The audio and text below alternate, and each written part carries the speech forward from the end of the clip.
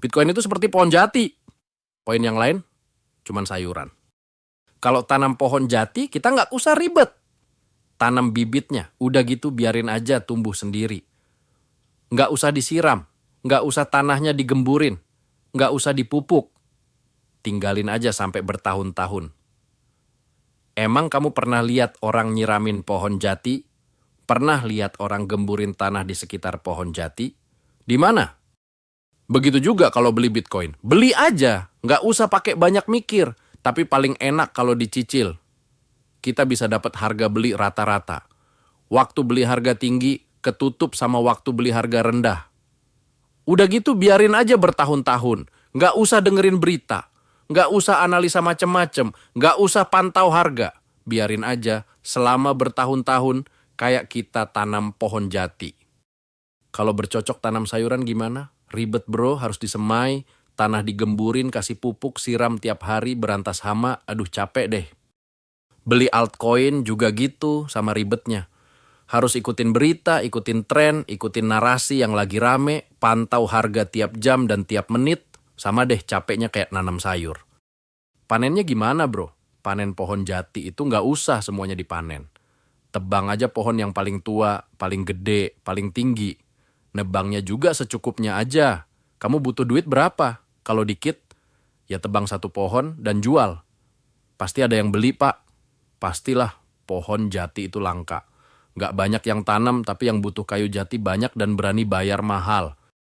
Bitcoin juga gitu. Bisa dipanen dengan hasil bagus kalau udah lama kamu invest sampai tahunan. Nggak ada cerita beli Bitcoin sekarang, seminggu atau sebulan lagi untung gede banget. Kudu sabar, dari data histori Bitcoin itu pasti untung kalau dijual setelah 5 tahun. Jual Bitcoin juga bisa sedikit demi sedikit, seperlunya kamu butuh duit. Sisanya biarin aja tumbuh terus, dia nggak bakalan mati kayak pohon jati. Kadang kita lihat di hutan pohon jati kering nggak ada daunnya, kayak mati. Nggak, itu nggak mati. Musim kemarau emang biasa kayak gitu. Waktu musim hujan, tuh pohon jadi hijau lagi. Bitcoin juga sama, kadang dia harganya turun, terus orang pada panik Bitcoin bakalan mati. Terbukti berulang-ulang Bitcoin naik lagi harganya. Gimana dengan sayuran? Ya kamu harus panen semuanya, jangan sebagian-sebagian. Emang nggak boleh dipanen sebagian? Boleh sih, tetapi sisanya keburu mati atau terlalu tua dan jadi nggak layak konsumsi. Jadi kamu harus panen semua, karena ada batas waktu, umur sayuran nggak panjang. Altcoin juga sama kayak sayuran, kamu harus langsung panen semua pada saat bagus-bagusnya. Kenapa? Karena bisa jadi kalau dibiarin bakalan turun lagi harganya. Dan kalau udah gitu, kamu jual kayak jualan sayur yang udah keburu busuk. Nggak ada yang mau beli. Kalau ada yang mau, paling buat makanan ternak. Mana yang mau dipilih? Terserah. Bebas kamu milih. Buktinya sampai sekarang banyak petani tanam sayur dan masih ada juga orang tanam pohon jati. Mau tanam jati atau tanam sayur, terserah kamu bro. Tanah juga tanah kamu. Yang beli bibit juga kamu. Yang nyiram dan kasih pupuk juga kamu. Dan akhirnya, yang panen kamu juga.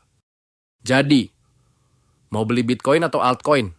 Lagi-lagi terserah kamu bro. Duit-duit kamu, kalau untung juga buat kamu. Dan kalau rugi ya kamu juga yang nanggung.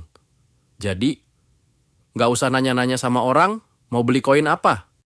Kalau mau tahu koin apa yang cocok buat kamu dan sesuai dengan tujuan kamu, ya belajar dulu bro, jangan ngasal.